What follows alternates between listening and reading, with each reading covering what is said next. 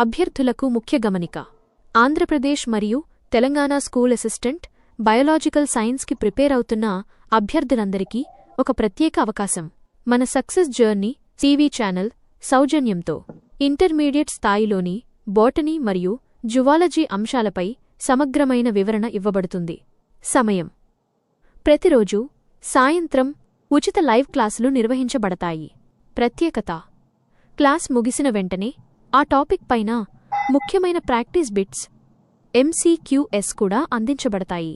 రాష్ట్రంలో ఒక్క రూపాయి కూడా ఆశించకుండా కేవలం నిరుద్యోగ అభ్యర్థుల శ్రేయస్సు కోసమే ఈ ఉచిత శిక్షణను అందిస్తున్న ఏకైక తెలుగు ఛానల్ మన సక్సెస్ జర్నీ టీవీ ఛానల్ మాత్రమే.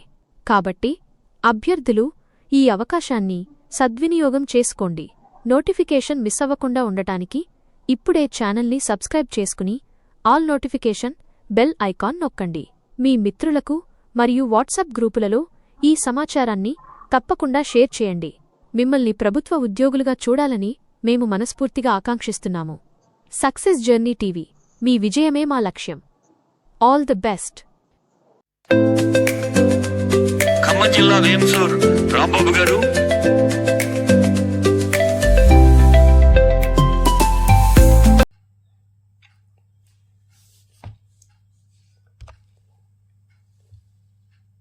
హలో ఎవరివన్, ఏపీ తెలంగాణలో డిఎస్సి ప్రిపేర్ అయ్యేటటువంటి school assistant biological science aspirants కోసం మనం ఇంటర్మీడియట్కి సంబంధించినటువంటి టాపిక్స్ని చదువుతున్నాము. సో దానిలో భాగంగానే మనకి ఈరోజు ఈకోసిస్టమ్ సంబంధించినటువంటి చాప్టర్లో జీవరాశుల మీద ప్రభావాన్ని చూపించేటటువంటి కారకాలు, ఫ్యాక్టర్స్ గురించి మనం డిస్కస్ చేస్తున్నాం. ఫిజికల్ ఫ్యాక్టర్స్, తర్వాత కెమికల్ ఫ్యాక్టర్స్ ఎట్లా ఉంటాయి ఏంటి అనేది. దీంట్లో మనకి నీరు అనేటటువంటిది జీవరాశుల మీద ఎలాంటి ప్రభావాన్ని చూపిస్తుంది అనేది ఇక్కడ మనం ఈరోజు డిస్కస్ చేద్దామండి. వీడియో చూసే ఆస్పిరెంట్స్ ఛానల్ని మర్చిపోకుండా సబ్స్క్రైబ్ చేయండి. అదేవిధంగా వీడియోని లైక్ చేయండి. పక్కన హైప్ అనేటటువంటి బటన్ ఉంటుంది, దాన్ని క్లిక్ చేయండి. తర్వాత all notification bell icon on చేసుకోండి. మన ఛానల్లో ఇంకా ప్రతిరోజు కూడా మీకు బిట్లు కూడా కొన్ని బిట్లు అందించడానికి ప్రయత్నం చేస్తున్నామండి. డిఎస్సి అయిపోయే వరకు కూడా మీకు మా సపోర్ట్ అనేది మీకు ఉంటుంది. సో కాబట్టి మీరు కూడా మన ఛానల్ కూడా ప్రతి ఒక్కరు కూడా మా సపోర్ట్ మీరు తీసుకోవడంతో పాటు మీరు కూడా మా ఛానల్ యొక్క అభివృద్ధి కోసం మీ యొక్క సహకారం కూడా చాలా అవసరం అండి. ఓకే అండి, ఇక మనకి లేట్ లేకుండా టాపిక్లోకి వెళదామండి. నీరు తీసుకున్నట్లయితే జంతువుల యొక్క జీవన శైలి లైఫ్ స్టైల్ పైన ముఖ్యమైనటువంటి ఎఫెక్ట్ని చూపించేటటువంటి ప్రధానమైనటువంటి కారకం అని చెప్పవచ్చు నీరు. మరి నీరు లేనిది అసలు జీవం అనేటటువంటిది లేదు. మరి ప్రాణం మొత్తం కూడా మనం నీటిలోనే పుట్టిందని కూడా మనం చదువుకున్నాము. మరి ఎడారిలో నీరు అనేది చాలా అతి తక్కువగా ఉంటుంది. మరి ప్రత్యేకమైనటువంటి అనుకూలనాలు ఏర్పరచుకోవడం ద్వారా మాత్రమే అలాంటి ఎడారిలో జంతువులు అనేవి నివసించడానికి సాధ్యమవుతుంది. తర్వాత చూడండి, ఇక్కడ మరి మంచినీటి లవణాల గాఢత 5% కంటే తక్కువగా ఉంటుంది. మంచినీటి లవణ గాఢత అనేటటువంటిది తీసుకున్నట్లయితే 5% కంటే తక్కువ ఉంటుంది. సముద్రపు నీటిలో లవణాల గాఢత 30 నుంచి 35% వరకు ఉంటుందంటే ఇంపార్టెంట్ అండి బిట్, ఇది గుర్తుపెట్టుకోండి. మంచినీటిలో ఉండేటటువంటి సాల్ట్ కంటెంట్ పర్సెంటేజ్ ఎంత ఉంటుందంటే 5% ఉంటుంది. అదేవిధంగా సాగర నీటిలో అంటే సముద్రపు నీటిలో సాల్ట్ వాటర్ కంటెంట్ అనేది మనకి 30 నుంచి 35 వరకు ఉంటుంది. తర్వాత కొన్ని అధిక లవణీయత కలిగినటువంటి లాగూన్స్ లాంటి ప్రాంతాల్లో 100% ఉంటుంది. ఇది ఎట్లా కూడా అడగవచ్చు, లాగూన్స్లో సాల్ట్ కంటెంట్ ఎంత ఉంటుంది అని అడగవచ్చు అండి. 100% ఉంటుంది. నెక్స్ట్, కొన్ని జంతువులు ఎక్కువ మేర లవణీయతలో అనుకూలనాలు ప్రదర్శిస్తాయి. చెప్పాం కదా, ఇప్పుడు కొన్ని జంతువులు అనేవి సాల్ట్ కంటెంట్ ఎక్కువ ఉన్నప్పుడు అలాంటి ఎక్కువగా ఉన్నటువంటి అట్మాస్ఫియర్లో కూడా అవి జీవించడానికి అవసరమైనటువంటి అడాప్టేషన్స్ని, అనుకూలనాలను అవి డెవలప్ చేసుకుంటాయి. సో అలాంటి వాటిని, ఆ విధంగా తట్టుకునే వాటిని ఏమంటారంటే యూరీ హ్యాలైన్ అంటారండి. ఇంపార్టెంట్, వ్యాపిత లవణీయత జీవులు అంటారు వాటిని. యూరీ హ్యాలైన్ అని చెప్పడం జరుగుతుంది. అంటే ఎక్కువ లవణాల గాఢత ఉన్నటువంటి వాటిలో కూడా తట్టుకొని జీవించేటటువంటి వాటిని వ్యాపిత లవణీయత జీవులు అంటారు, యూరీ హ్యాలైన్ జీవులు అంటారు. అది అట్లా కాకుండా మరి కొన్ని తక్కువ మేర లవణీయతలో అనుకూలనాలు కలిగి ఉంటాయి. తక్కువ సాల్ట్ కంటెంట్ ఉన్నటువంటి వాటర్లో ఉండడానికి అవసరమైనటువంటి అనుకూలనాలు ఉంటాయి. వాటిని మిత లవణీయత జీవులు అని అంటారు, స్టీనో హ్యాలైన్ జంతువులు అంటారు. ఇవి ఎక్కువ సాల్ట్ కంటెంట్ ఉన్నటువంటి లవణీయత ఉన్నటువంటి నీటిలో జీవించడానికి అవసరమైనటువంటి అనుకూలనాలు అనేవి వీటిలో ఉండవు కాబట్టి అవి జీవించలేవు. నో అనే పదాన్ని గుర్తుపెట్టుకోండి. నో అంటే ఏంటి? ఇవి ఎక్కువ లవణీయత ఉన్నటువంటి వాటిలో జీవించలేవు, జీవించడానికి అవసరమైనటువంటి అడాప్టేషన్స్ కూడా ఉండవు దీంట్లో. మరి ఇంకా చూడండి, మంచినీటి చేపలు ద్రవాభిసరణ సమస్యలను ఎదుర్కోలేక ఎక్కువ కాలం సముద్రాల్లో నివసించలేవు. అదేవిధంగా సముద్రపు చేపలు మంచినీటిలో నివసించలేవు. చెప్పాం మనం. చేపలు మనం తీసుకున్నట్లయితే, నీళ్లు తీసుకున్నట్లయితే మంచినీరు, తర్వాత సముద్రపు నీరు అనేటటువంటిది ఉంటుంది. మరి సముద్రం నీటిలో ఉండేటటువంటి జంతువులు అక్కడ ఉండడానికి అవసరమైనటువంటి అనుకూలనాలు, అడాప్టేషన్స్ అనేవి డెవలప్ చేసుకుంటాయి. మరి మంచినీటిలో నివసించే జంతువులు అక్కడ ఒక రకమైనటువంటి మనకి ద్రవాభిసరణ సంబంధమైన సమస్యలు ఉంటాయి. ఆ సమస్యలు ఎదుర్కోవడానికి వాటి ప్రత్యేకమైనటువంటి అడాప్టేషన్స్ అనేవి మనకి ఇక్కడ ఉంటాయి. సో ఈ చాప్టర్లో మనకి మంచినీటిలో ఉన్నటువంటి జంతువులు ఏ విధంగా అవి ఆస్మాసిస్ని కానీ లేకపోతే ద్రవాభిసరణకు సంబంధించినటువంటి సమస్యలను ఎదుర్కొంటాయి, అదేవిధంగా సముద్రంలో మెరైన్ వాటర్లో ఉండేటటువంటి జంతువులు ఏ విధంగా అవి ఆస్మాటిక్ ప్రాబ్లమ్స్ని ఫేస్ చేస్తూ ఉంటాయి అనేది ఇక్కడ చూద్దాం.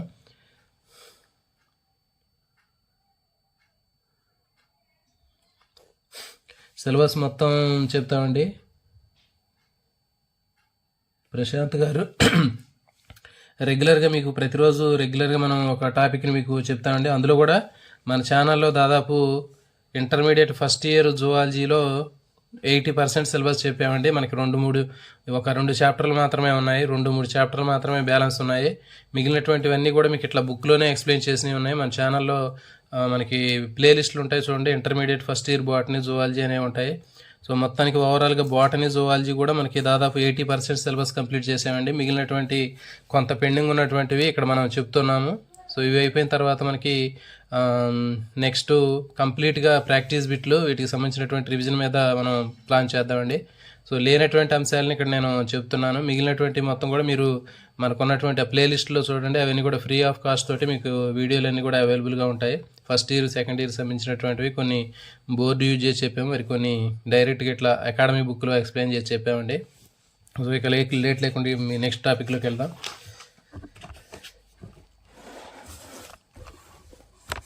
మంచినీటిలో నివసించేటటువంటి జంతువులు, ఫ్రెష్ వాటర్ యానిమల్స్లో ఎలాంటి అడాప్టేషన్స్ ఉంటాయి, తర్వాత మెరైన్ వాటర్లో ఉండేటటువంటి యానిమల్స్లో ఎలాంటి అడాప్టేషన్స్ ఉంటాయి అనేది ఇక్కడ మనం డిస్కస్ చేద్దామండి. దీంట్లో మనకి చాలా ముఖ్యమైనటువంటి అంశాలు ఉంటాయి. సో దీని కాన్సెప్ట్ తెలిస్తే మనకి చాలా ఈజీగా ఉంటుంది. సో ఇక్కడ మీకు సింపుల్గా దీన్ని అర్థమయ్యేటట్లు చెప్తాను. మనం మంచినీరు, సముద్రపు నీరు రెండు రివర్స్. ఇక్కడ మంచినీరు, ఇటు పక్కన సముద్రపు నీరు. సో ఇక్కడ మనకి మంచినీటిలో ఒక చేప ఉంది.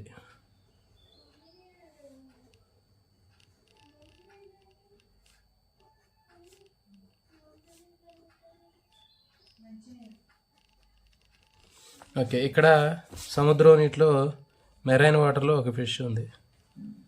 సో ఈ రెండింటితోటి మనం ఈ టాపిక్ని ఇక్కడ ఎక్స్ప్లెయిన్ చేయొచ్చండి.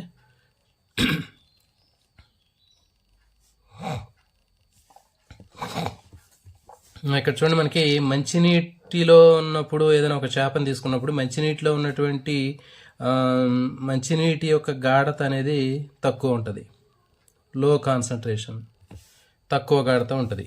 ఇక్కడ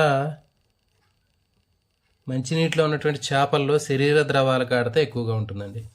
సో ఇప్పుడు మనకి ఆస్మాసిస్, ద్రవాభిసరణ సంబంధించినటువంటి ఆ టాపిక్ని మనం తీసుకున్నప్పుడు మనకి తెలుసు, ద్రవాభిసరణ ప్రకారం నీరు అనేది ఎటు నుంచి ఎటు వెళుతుంది అనేది మనకు తెలుసు. తక్కువ గాఢత నుంచి ఎక్కువ గాఢత, తక్కువ నుంచి ఎక్కువ గాఢతకు నీరు అనేది రవాణా జరుగుతుంది. సో ఇక్కడ మరి మంచినీటిలో ఉన్నప్పుడు, ఒక చేప ఉన్నప్పుడు అక్కడ ఏం జరుగుతుంది అనేది చూద్దాం. ఇక్కడ మరి మంచినీటిలో ఉన్నటువంటి చేప తీసుకుంటే ఆ చేప శరీరంలో ఉన్నటువంటి ద్రవాల గాఢత ఎక్కువగా ఉంది, బయట చుట్టూ ఉన్నటువంటి నీటి యొక్క గాఢత తక్కువగా ఉంది. సో కాబట్టి ఆటోమేటిక్గా నీరు అనేది బయట నుంచి లోపలికి వెళ్తుంది, శరీరంలో లోపలికి వెళ్తుంది. మరి ఎప్పుడైతే నీరు లోపలికి వెళుతుందో మరి అప్పుడు ఏం చేస్తుంది, చేప అదనంగా ఉన్నటువంటి నీటిని బయటికి పంపించాల్సినటువంటి అవసరం ఉంటుంది. సో మరి ఆ విధంగా నీటిని బయటికి అంటే వాటర్ లోపలికి ఎక్కువగా వస్తుంది కాబట్టి అదనంగా ఉన్నటువంటి నీటిని బయటికి పంపించడం కోసం వీటిలో ప్రత్యేకమైనటువంటి గ్లోమరులార్ కిడ్నీస్ అనేవి ఉంటాయి. దీంట్లో గ్లోమరులార్ కిడ్నీస్, రక్తకేశనాళిక గుచ్చాలు, రక్తకేశనాళిక గుచ్చం. ఇదేం చేస్తుందంటే తక్కువ గాఢత కలిగినటువంటి మూత్రాన్ని బయటకు విసర్జిస్తుంది. తక్కువ గాఢత కలిగినటువంటి మూత్రం అంటే దానికి నీటి అవసరం ఉండదు కాబట్టి ఎక్కువగా నీటిని బయటకు పంపిస్తూ ఉంటుంది. రక్తకేశనాళిక గుచ్చం దీంట్లో బాగా అభివృద్ధి చెంది ఉంటుంది. సో ఇదండి మంచినీటిలో ఎప్పుడైనా ఒకటే గుర్తుపెట్టుకోండి, మంచినీటిలో నివసించేటటువంటి చేపలు తీసుకున్నట్లయితే వాటిలో శరీర ద్రవాల గాఢత ఎక్కువ ఉంటుంది, అవి నివసించేటటువంటి నీటిలో గాఢత తక్కువ ఉంటుంది. కాబట్టి ఆటోమేటిక్గా మనకి ఆస్మాసిస్ ద్రవాభిసరణ సూత్రం ప్రకారం తక్కువ గాఢత నుంచి ఎక్కువ గాఢతలోకి నీరు వస్తుంది. అంటే ఏంటి, అక్కడ ఉన్నటువంటి మంచినీటి నుంచి ఈ చేప శరీరంలోకి నీరు అనేది వస్తుంది. సో మరి వచ్చినటువంటి నీటిని బయటికి పంపించడం కోసం వీటికి ప్రత్యేకంగా రక్తకేశనాళిక గుచ్చాలు అనేవి ఉంటాయి. సో ఇది దీంట్లో అట్లా ఉంటుంది. మరి ఇక్కడ సముద్రపు నీటిని తీసుకుందాం. సో ఇది దీనికి రివర్స్. ఇక్కడ సముద్రపు నీటిలో సాల్ట్ కంటెంట్ ఎక్కువ ఉంటుంది కాబట్టి దీనికి గాఢత ఎక్కువగా ఉంటుంది. మరి ఇందులో ఉన్నటువంటి ఫిష్ శరీరంలో ఉన్నటువంటి ద్రవాల గాఢత తక్కువగా ఉంటుంది, లో కాన్సన్ట్రేషన్ ఉంటుంది, తక్కువ గాఢత ఉంది.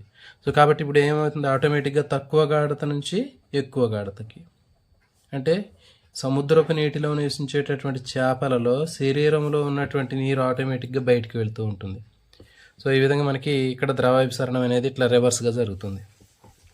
సో ఇదే మనకి కాన్సెప్ట్ అంటే దీనికి ఉండేటటువంటి వేరియేషను. సో ఇప్పుడు ఇక నెక్స్ట్ ఈ టాపిక్లోకి వెళ్దాం. సో ఇక్కడ మనకి మంచినీటిలో ఉన్నటువంటి అనుకూలనాలు అనేటటువంటివి ఈ టాపిక్ ఇక్కడ ఇచ్చాడు, దాని గురించి ఇక్కడ ఇచ్చాడు. సో చూడండి, మరి మంచినీటిలో నివసించేటటువంటి జంతువులు అంతర ద్రవాభిసరణ సమస్యను ఎదుర్కొంటాయి. చెప్పినాం మనం ఇక్కడ నీరు లోపలికి వస్తుంది కాబట్టి ఇక్కడ ఉండేటటువంటి ద్రవాభిసరణాన్ని అంతర ద్రవాభిసరణం అంటారండి. నీరు లోపలికి వస్తుంది కాబట్టి చెప్పాం. మంచినీటి గాఢత తక్కువ ఉంటుంది, శరీర ద్రవాల గాఢత ఎక్కువ ఉంది కాబట్టి నీరు ఆటోమేటిక్గా లోపలికి వస్తుంది. సో కాబట్టి ఇక్కడ ఉన్నటువంటి ద్రవాభిసరణ ఏంటి అంటే అంతర ద్రవాభిసరణ క్రమత. సో అంతర ద్రవాభిసరణం అనేది దీంట్లో ఉంటుంది. ఇక్కడ మనకు బిట్ అడుగుతాడు, మంచినీటి ఆవాసాల్లో ఉండేటటువంటి జీవులలో ఎలాంటి సమస్య ఉంటుంది? అంతర ద్రవాభిసరణ సమస్య అనేది ఉంటుంది. ఎండో ఆస్మాసిస్ ఉంటుంది. మరి మంచినీటిలో ద్రవాభిసరణ పీడనం తక్కువ ఉంటుంది, జంతువుల దేహంలోని ద్రవాభిసరణ పీడనం అధికంగా ఉంటుంది. చెప్పాం కదా, లోపల శరీరంలో ఉండేటువంటి ద్రవాల గాఢత పీడనం అనేది ఎక్కువగా ఉంటుంది. వెలుపలి ప్రాంతపు నీరు జీవి శరీరంలోకి అంతర్ద్రవ్యోపసరణ ద్వారా లోపలికి వస్తుందని చెప్పాం. సో ఈ విధంగా లోపలికి వస్తుంది. మంచినీటి జీవులు దేహంలోని నీటి సమతుల్యతను నిర్వహించడానికి అనేక అనుకూలనాలు ఉన్నాయి వీటిలో. మరి మంచినీటిలో నివసించేటటువంటి చేపలు కానివ్వండి, ఇంకా దేంట్లోనైనా అమీబా లాంటి జంతువుల్లో ఏముంటాయని చూద్దాం. ఇక్కడ చూడండి, మంచినీటి ప్రోటోజోవా. అమీబా లాంటి జంతువుల్లో సంకోచ రిక్తికలు ఉంటాయండి. చెప్పాం ఇక్కడ అమీబా ఒకటి తీసుకున్నాం మనం. అమీబా తీసుకున్నట్లయితే అమీబా మంచినీటిలో ఉంటుంది. సో లోపల ద్రవాల గాఢత ఎక్కువ ఉంటుంది, మంచినీటి గాఢత తక్కువగా ఉంది. సో ఆటోమేటిక్గా నీరు అనేది లోపలికి వస్తుంది, అంతర్ద్రవాభిసరణం. మంచినీటిలో నివసించేటటువంటి ఏ జంతువులోనైనా వాటికి ఉండేటటువంటి సమస్య ఏంటి అంటే మనకి అంతర్ద్రవాభిసరణం. సో ఈ విధంగా నీరు అనేది లోపలికి వస్తుంది. మరి అదనంగా ఉన్నటువంటి నీరు, లోపలికి వచ్చినటువంటి నీరు అట్లాగే ఉంటే ఈ అమీబా శరీరం అనేది బ్లాస్ట్ అయ్యే అవకాశం ఉంటుంది. అందుకని దీంట్లో సంకోచ రిక్తికలు లేదా కాంట్రాక్టిల్ వ్యాక్యూల్ అనేది ఉంటుంది. సో ఈ కాంట్రాక్టిల్ వ్యాక్యూల్ లేదా సంకోచ రిక్తిక అదనంగా వచ్చేటటువంటి నీటిని ఇది బయటికి పంపు చేస్తూ ఉంటుంది. సో ఈ కాంట్రాక్టిల్ వ్యాక్యూల్ అనేది ద్రవాభిసరణ క్రమత కోసం ఉపయోగపడుతుంది. ఇది దీంట్లో ఉండేటటువంటి నిర్మాణం. ఇది సంకోచ రిక్తి. తర్వాత చేపలు తీసుకున్నట్లయితే పెద్ద రక్తకేశనాళిక గుచ్చాలు ఉన్నటువంటి మూత్రపిండాలు ఉంటాయి, గ్లోమరులార్ కిడ్నీస్ చెప్పాం మనం ఇక్కడ. దీంట్లో ఈ గ్లోమరులార్ కిడ్నీ అనేటటువంటిది ఉంటుందని చెప్పాం. ఇదేం చేస్తుంది అంటే అదనంగా వచ్చేటటువంటి నీటిని మొత్తం కూడా అది బయటికి పంపు చేస్తూ ఉంటుంది. మరి ఇట్లా దేహంలో నుంచి అధికంగా బయటికి పోయేటటువంటి నీటిలో, అంటే మూత్రం రూపంలో నీటిని బయటికి పంపించేటప్పుడు కొన్ని లవణాలు కూడా పోతాయండి దీంట్లో. చెప్పాం ఇది కిడ్నీ రూపంలో, కిడ్నీ నుంచి మూత్రం ద్వారా బయటికి పంపిస్తుందని చెప్పాము. మరి అట్లా మూత్రం రూపంలో నీటిని బయటికి పంపించేటప్పుడు దాంట్లో కొన్ని సాల్ట్స్ కూడా పోతాయి. మరి బయటికి పోయినటువంటి సాల్ట్స్ని మళ్ళీ రికవర్ చేసుకోవడం కోసం ప్రత్యేకంగా వీటికి మొప్పల దగ్గర క్లోరైడ్ సెల్స్ ఉంటాయండి, క్లోరైడ్ కణాలు ఇంపార్టెంట్ ఇది. సో ఈ క్లోరైడ్ కణాలు ఏం చేస్తాయంటే మళ్ళీ కోల్పోయినటువంటి లవణాలని రికవర్ చేస్తాయి. ఇక చూడండి, దేహంలో కోల్పోయినటువంటి లవణాలను భర్తీ చేయడానికి మంచినీటి చేపల్లో మొప్పల్లో లవణాలను గ్రహించే క్లోరైడ్ కణాలు అనేవి ఉంటాయి. సో ఇదంటే దీనికి సంబంధించింది. నెక్స్ట్, మంచినీటి చెరువుల్లో ప్రధానమైనటువంటి సమస్య ఏంటి అంటే ఎండాకాలంలో మనకి కుంటలన్నీ కూడా ఎండిపోతూ ఉంటాయి. మరి అలాంటి సమస్యలను ఎదుర్కొనేటప్పుడు అలాంటి పరిస్థితుల రక్షణ కోసం మంచినీటికి చెందినటువంటి ప్రోటిస్టా లాంటి జంతువులు కోసీభవనాన్ని ప్రదర్శిస్తాయి. అమీబా కానివ్వండి, లేకపోతే ఇంకా మనకి యూగ్లీనా కానివ్వండి, అలాంటి జంతువులన్నీ కూడా కోసీభవనం ఇన్సిస్ట్మెంట్ని ప్రదర్శిస్తాయి. అంటే వాటి చుట్టూ కూడా ఒక మందమైనటువంటి కవచాన్ని ఏర్పరచుకొని మళ్ళీ వర్షాకాలం వచ్చినప్పుడు ఈ ప్రతికూల పరిస్థితుల నుంచి రక్షించుకొని మళ్ళీ వర్షాకాలం వచ్చినప్పుడు అనుకూల పరిస్థితులు వచ్చినప్పుడు ఇవన్నీ కూడా ఈ కోశాలు బ్రేక్ అయిపోయి ఎన్సిస్ట్మెంట్ జరిగి మళ్ళీ బయటికి రావడం జరుగుతుంది. సో ఇది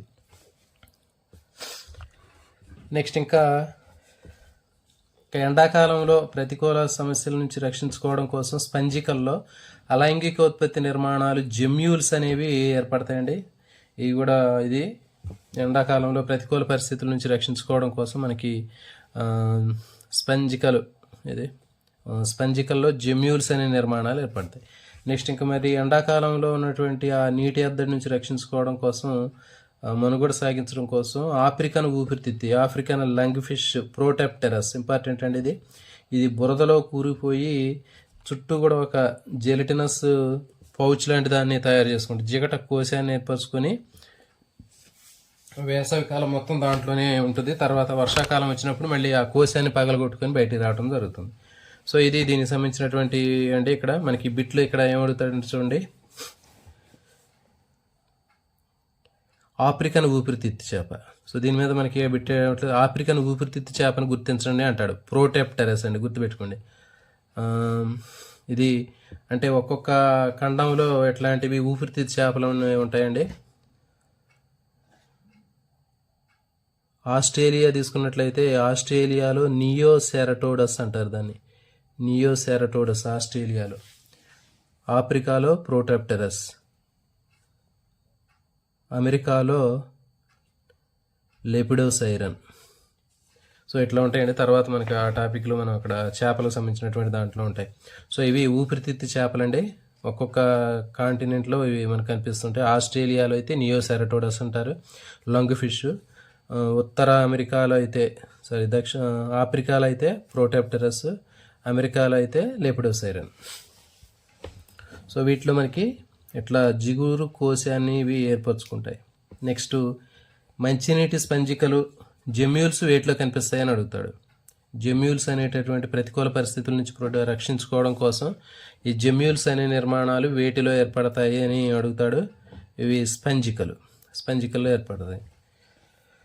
నెక్స్ట్, ప్రతికూల పరిస్థితుల్ని తట్టుకోవడం కోసం కోసీభవనం ఎన్సిస్ట్మెంట్ని ప్రక్రియను ప్రదర్శించేటటువంటి జంతువులు ఏవి అని అడుగుతాడు. ప్రోటిస్టా, అమీబా లాంటి ప్రోటిస్టా లాంటి జంతువులు. సో ఇది అయిపోయిన తర్వాత నెక్స్ట్ ఇది మొత్తం కూడా చేపలకు సంబంధించినటువంటిదేనండి. సో దీంట్లో మనకి దీని గాఢతను గుర్తుపెట్టుకోండి. శరీర ద్రవాల గాఢత ఎక్కువగా ఉంటుంది, మంచినీటి గాఢత తక్కువగా ఉంటుంది. బయట నుంచి నీరు లోపలికి వచ్చింది, దీన్ని అంతర్ద్రవ విసరణ అంటారు. సో అంతర్ద్రవ విసరణ సమస్య మరి ఎక్కువగా వచ్చినటువంటి నీటిని బయటికి పంపించడం కోసం దీంట్లో గ్లోమరోలార్ కిడ్నీ అనేది డెవలప్ అయ్యింది. ఇది ఎక్కువ అదనంగా వచ్చేటటువంటి నీటిని బయటికి పంపించింది. మరి అట్లా బయటికి పంపించే క్రమంలో సాల్ట్స్ కూడా లాస్ అయిపోద్ది. మరి లాస్ అయినటువంటి సాల్ట్స్ని రికవర్ చేయడం కోసం ప్రత్యేకంగా వీటికి మొప్పల మీద క్లోరైడ్ సెల్స్ లేదా క్లోరైడ్ కణాలు అనేవి ఉంటాయి. ఇవి ఆ లాస్ అయినటువంటి సాల్ట్ సంబంధించినటువంటి లవణాలు ఏవైనాయో వాటిని మళ్ళీ రికవర్ చేసింది. నెక్స్ట్, సో ఇది అయిపోయిందండి. తర్వాత మంచి సముద్రపు ఆవాసాల్లో అనుకూలనాలు, సముద్రపు నీటిలో అనుకూలనాలు. మరి దీంట్లో తీసినట్లయితే ఇది కూడా అంతే. ఇప్పుడు మనం చెప్పినాం సముద్రంలో నివసించేటటువంటి జంతువులు తీసుకున్నట్లయితే చేపల్లో సముద్రపు నీటి గాఢత అనేది ఎక్కువగా ఉంటుంది. ఎందుకంటే దాంట్లో సాల్ట్స్ ఎక్కువగా ఉన్నాయి కాబట్టి సాల్ట్ వాటర్ కంటెంట్ మనకి ఎక్కువగా ఉంది కాబట్టి దీని గాఢత అనేది ఎక్కువగా ఉంటుంది, కాన్సన్ట్రేషన్ ఎక్కువ ఉంటుంది. మరి సముద్రంలో ఉండేటటువంటి చేపల్లో ద్రవాల గాఢత అనేది తక్కువ ఉంటుందని చెప్పినాం. సో కాబట్టి ఆటోమేటిక్గా మనకి నీరు ఎప్పుడు కూడా బయటకే వస్తుంటుందండి, గుర్తుపెట్టుకుని. సముద్రపు నీటిలో ఉన్నటువంటి జంతువులు అనేవి నీరు ఎప్పుడు కూడా బయటికి పోతూ ఉంటుంది. మరి ఆ పోయినటువంటి నీటిని భర్తీ చేయడం కోసం ఎక్కువగా ఇవి నీటిని తాగుతూ ఉంటాయి, డ్రింకింగ్ చేస్తూ ఉంటాయి. సో ఇక్కడ మరి నీరు బయటకు వస్తుంది కాబట్టి ఇది బాహ్య ద్రవాభిసరణ సమస్య ఇవి. ఎగ్జో ఆస్మాసిస్ అని దీన్ని చెప్తారు. ఎగ్జో ఆస్మాటిక్ ప్రాబ్లమ్స్ ఇవి.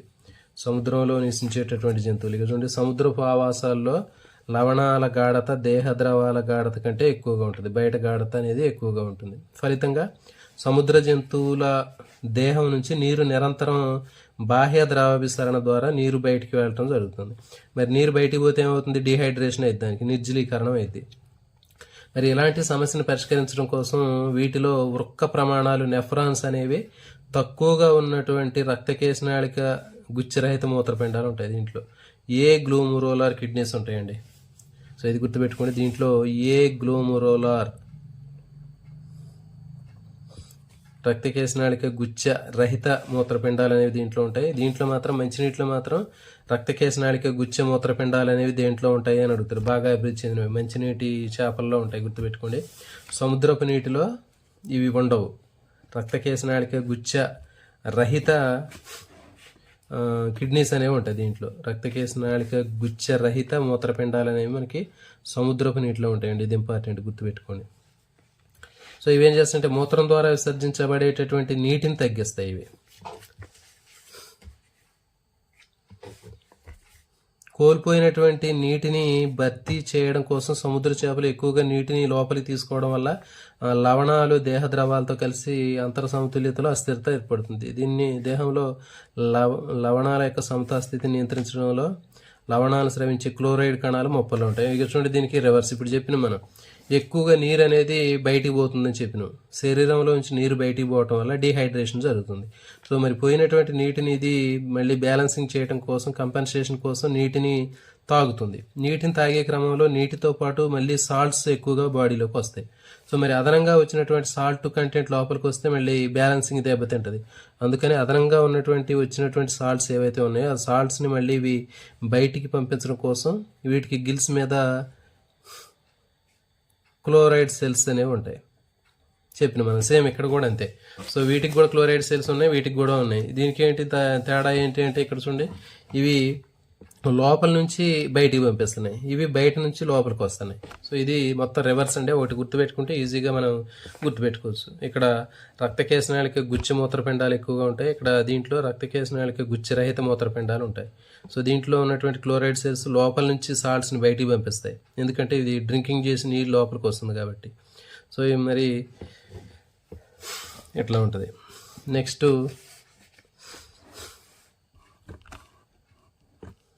ఇంకా ఇది చూడండి, సాగర పక్షులైనటువంటి సీ గల్స్, పెంగ్విన్స్, ఇవి పక్షుల నాసికా నాళాలు ఏవైతే ఉన్నాయో అక్కడ నుంచి లవణ ద్రవం అనేది చుక్కలుగా వెలువడుతుంది. సో మరి ఎక్కువగా లోపల నుంచి బయటికి పోయే క్రమంలో ఇది గుర్తుపెట్టుకునే ఇంపార్టెంట్. గల్స్, పెంగ్విన్స్లో పక్షులు నాసికా నాళాల నుంచి లవణాలు ద్రవం చుక్కలుగా వెలువడుతుంది. వేటిలో వెలువడుతుంది అని అడుగుతాడు. నాసికా నాళాల నుంచి లవణ ద్రవం చుక్కలుగా డ్రాప్స్ లాగా వేటిలో వెలువడుతుంది అంటే సీ గల్స్ అనేటటువంటి పక్షులు. తర్వాత పెంగ్విన్స్ ఇంపార్టెంట్. నెక్స్ట్ తాబేళ్లు నేత్రాల సమీపంలో మనకి క్లోరైడ్ స్రవించే గ్రంథి నాళాలు తెలుసుకుని ఉంటాయండి నేత్రాల సమీపంలో. వేటిలో మనకి నేత్రాలకు సమీపంలో క్లోరైడ్ను స్రవించేటటువంటి గ్రంథి నాళాలు ఉంటాయని అడుగుతాడు. తాబేళ్లు, టర్టిల్స్, ఇది ఇంపార్టెంట్ బిట్. నెక్స్ట్ కొన్ని మృదులాస్థి చేపలు తీసుకున్నట్లయితే యూరియా, ట్రైమిథైల్ అమినో ఆక్సైడ్ను రక్తంలో ఉండి దేహ ద్రవాల యొక్క గాఢతను సముద్రపు నీటి గాఢతతోటి ఇవి బ్యాలెన్సింగ్ చేసుకుంటాయి. సో గుర్తుపెట్టుకోండి, కొన్ని మృదులాస్థి చేపల్లో యూరియా, తర్వాత టీఎంఓ ఇంపార్టెంట్. అంటే టీఎంఓ అంటే ట్రైమిథైల్ ఎమినో ఆక్సైడ్. సో ఈ ట్రైమిథైల్ ఎమినో ఆక్సైడ్ తర్వాత యూరియాని ఇవి రక్తంలో స్టోర్ చేసుకోవటం వల్ల ఏమవుతుందంటే బయట గాఢత ఎక్కువగా ఉన్నప్పుడు ఈ లోపల ఎక్కువ గాఢత ఉన్నటువంటి వీటిని ఉంచుకుంటే అది బ్యాలెన్సింగ్ అనేది జరుగుతుంది. ఇప్పుడు సమగాఢత అనేది వస్తుంది. సో ఇదంటే దీనికి సంబంధించినటువంటి ఇక్కడ తాబేళ్లు నేత్రాల సమీపంలో క్లోరైడ్ గ్రంథులు ఉంటాయి, ఇది ఇంపార్టెంట్. నెక్స్ట్ సీగల్స్, పెంగ్విన్స్లో నాసికా నాళాల దగ్గర, ముక్కు దగ్గర లవణాలు స్రవించేటటువంటి గ్రంథులు ఉంటాయి. సో ఇది ఇంపార్టెంట్. మృదులాస్థి చేపల్లో రక్తంలో ఉండే పదార్థం ఏది అంటాడు. బయట సముద్రపు నీటి గాఢతను సమగాఢతలో ఉంచడం కోసం ఉంచుకునేటటువంటి పదార్థాలు ఏవంటే యూరియా, ట్రైమిథైలమీన్ ఆక్సైడ్, TMO. నెక్స్ట్ ఉప్పు నీటి కయ్యల్ల జంతువుల్లో నీటి సంబంధమైనటువంటి అనుకూలనాలు. ఉప్పు నీటి కయ్యల్లో ఉండేటటువంటి జంతువులు తీసుకున్నట్లయితే మనకి అక్కడ లవణాలని మార్పుల్ని ఎదుర్కోవడం కోసం ప్రత్యేకమైనటువంటి అనుకూలనాలు అనేవి ఉంటాయండి. సో ఈ జంతువుల్ని వ్యాపిత లవణీయత అని చెప్తారు. వీటికి ఉన్నటువంటి ప్రత్యేకమైనటువంటి అనుకూలనాలు వ్యాపిత లవణీయత, యూరి హ్యాలైన్ జంతువులు అంటారు వీటిని. అటువంటి వ్యత్యాసాలను తట్టుకోలేనటువంటి వాటిని మిత లవణీయత, ఆల్రెడీ ఇంతకుముందు చెప్పిన మనం స్టీనో హ్యాలైన్.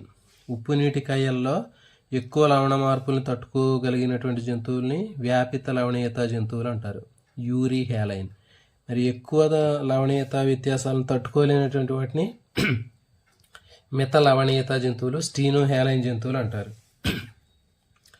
నెక్స్ట్ చూడండి, సాల్మాను హిల్సా చేపల్ని ఎనాడ్రోమస్ చేపలు అంటారు. ఇంపార్టెంట్ అండి ఇప్పుడు చెప్పేది. ఇక్కడ మనకి 2 రకాలైనటువంటి వలసలు అనేవి ఉంటాయి, ఇంపార్టెంట్. ఎనాడ్రోమస్ చేపలు, సాల్మాను హిల్సా చేపల్ని ఎనాడ్రోమస్ అంటారు. ఇవి ప్రజననం కోసం సముద్రపు నీటి నుంచి మంచి నీటిలోకి వలస వెళతాయి. ఇది ఇంపార్టెంట్ అండి. ఎనాడ్రోమస్ వలసలో ఏం జరుగుతుందంటే సముద్రపు నుంచి మనకి మంచి నీటిలోకి వలస వెళ్తాయి.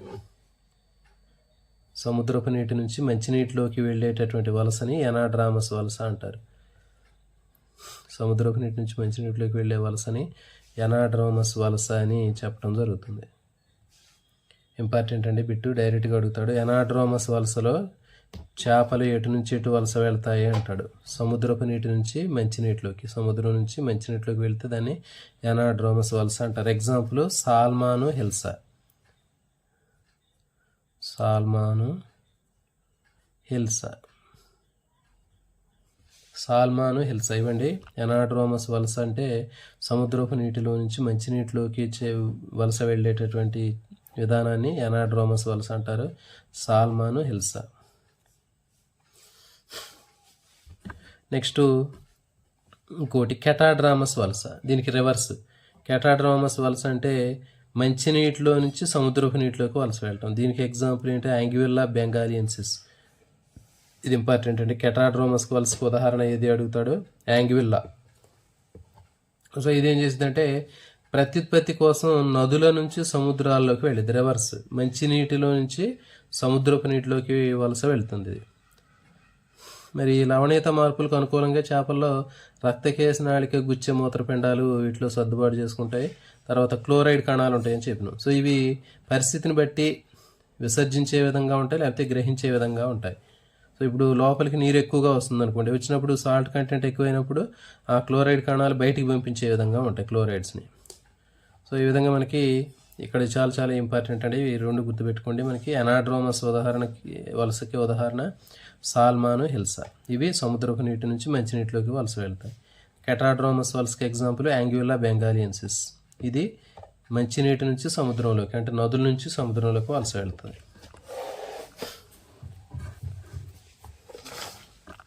నెక్స్ట్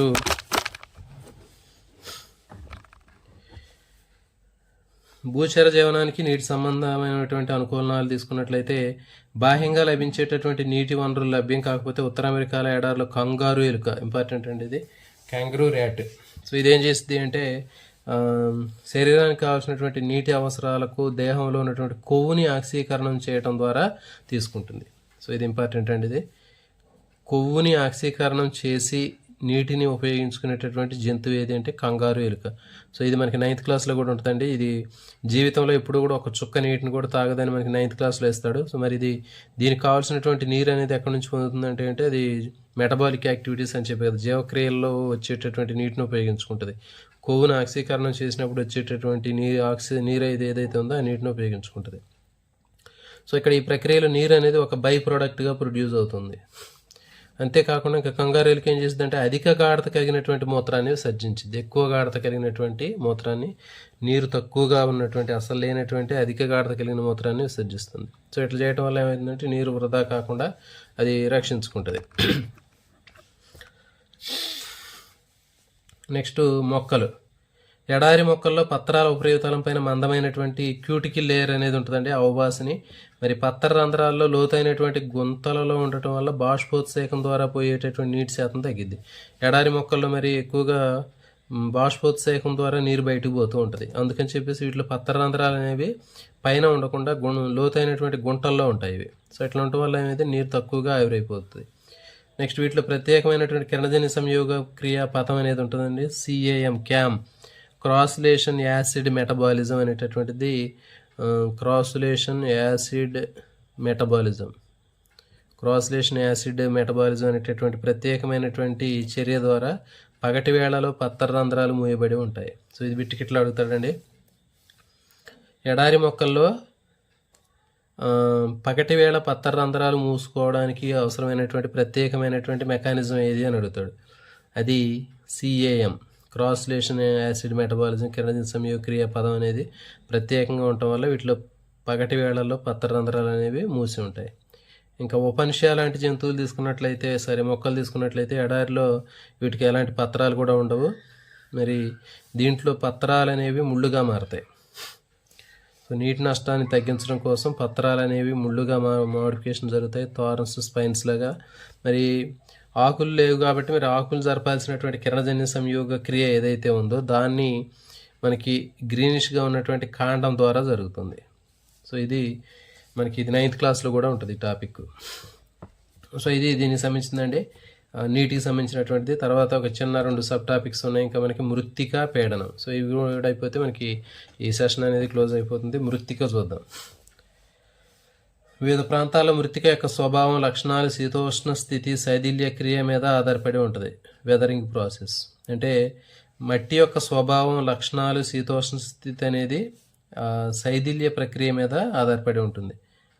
అంటే భూమి ఉపరితలం పైన దగ్గరగానే ఉన్న బండరాళ్ళు గాలి, నీరు వల్ల మొత్తం బ్రేక్ అయిపోయి చిన్న చిన్న మట్టి రేణువులుగా మారేటటువంటి ప్రాసెస్ని వెదరింగ్ అంటారు.